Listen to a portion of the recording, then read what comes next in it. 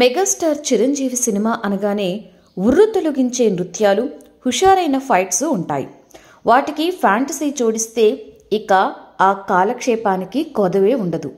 అందుకే ఎముడికి మొగుడు చిత్రం మెగాస్టార్ కెరియర్లోనే బ్లాక్ బస్టర్గా నిలిచింది. ఫిల్మ్ ఇన్స్టిట్యూట్ శిక్షణా కాలంలో తనకు స్నేహితులైన నారాయణరావు, సుధాకర్, హరిప్రసాద్లను ఈ సినిమాతో నిర్మాతలను చేశారు చిరంజీవి. అల్లు అరవింద్ సలహా మేరకు రవిరాజ పినిశెట్టిని దర్శకునిగా ఎంచుకున్నారు. మెగాస్టార్ రవిరాజ కాంబినేషన్లో వచ్చిన 3వ సినిమా ఇది. ఎముడుకు మొగుడుతో రవిరాజ పూర్తి స్థాయి కమర్షియల్ డైరెక్టర్గా నిలబడ్డారు. 1993లో వచ్చిన హెవెన్ కెన్ వెయిట్ నవల ఆధారంగా ఎముడుకు మొగుడు చిత్రం రూపుదిద్దుకుంది. ఈ నవల హాలీవుడ్ సినిమాగా కూడా వచ్చింది. ఆ సినిమా చూసి నాగబాబు తెలుగులో తీయమని నిర్మాతలకు సజెస్ట్ చేశారు. ప్రపంచంలో మనిషిని పోలిన మనుషులు 7గురుంటారు, కానీ వారెవరికీ కూడా సంబంధం ఉండకపోవచ్చు అనే పాయింట్ను హెవెన్ కెన్ వెయిట్ నవలలో అంశాలను జోడించి కొత్తగా కథను తయారు చేశాడు. రాముడు, భీముడు, యమగోళ చిత్రాలలోని కొన్ని అంశాలు ఈ చిత్ర కథలోనూ చోటు చేసుకున్నాయి. అప్పటికి చిరంజీవి 6 సినిమాలలో ద్విపాత్రాభినయం చేశారు. అయితే అవి ఈ సినిమాలో కాళీ, బాలు పాత్ర తరహాలో ఉండవు.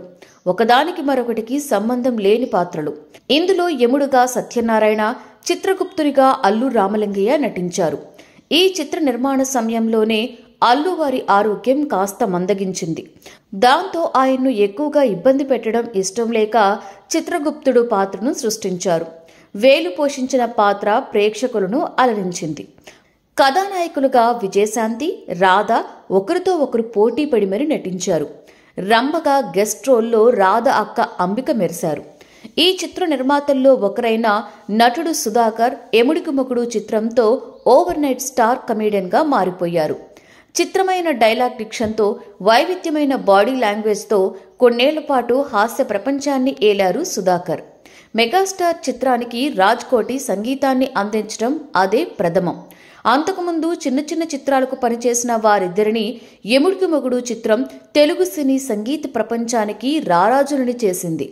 సినిమాలోని అన్ని పాటలు కూడా వేటూరి రాశారు. ఇందులోని పాటలు తెలుగునాట ప్రపంచనాన్ని సృష్టించాయి. అప్పట్లో పెద్ద సినిమాలకు సైతం పెట్టుబడి లక్షల్లోనే ఉండేది. కానీ ఎముడికి మొగుడు సినిమా కోసం భారీగా ఖర్చు పెట్టడంతో 1,25,00,000 ఖర్చయింది. ఆర్ట్ డైరెక్టర్ చలం వేసిన సెట్లు ఈ సినిమాకు ఆకర్షణగా నిలిచాయి. ఎముడికి మొగుడు తొలి కాపీ చూడగానే ఘన విజయాన్ని ముందుగానే అంచనా వేసిన మెగాస్టార్ చిరంజీవి యూనిట్ సభ్యులందరికీ కూడా గ్రాండ్ పార్టీనిచ్చారు. 1988 ఏప్రిల్ 29న విడుదలైన ఎముడికి మొగుడు ఇండస్ట్రీ హిట్గా నిలిచింది. మొదటి వారానికి 18 లక్షల షేర్ వచ్చింది. అదొక పెద్ద రికార్డ్ అనే చెప్పాలి. మెగాస్టార్ పుట్టినరోజైన ఆగస్టు 22న మద్రాస్ వెరీనా బీచ్లో ఈ చిత్ర శత దినోత్సవం ఘనంగా జరిగింది.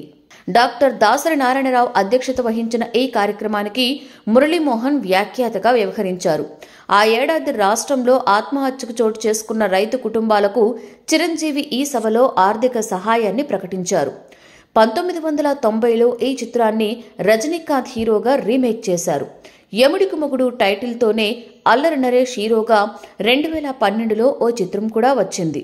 చిరంజీవి మేనల్లుడు సాయి ధరమ్ తేజ్ హీరోగా వచ్చిన సుప్రీం చిత్రంలో అందం హిందోళం ఈ పాటను రీమిక్స్ చేశారు. ఈ వీడియో మీకు నచ్చితే షేర్ చేయండి, సబ్స్క్రైబ్ చేయండి.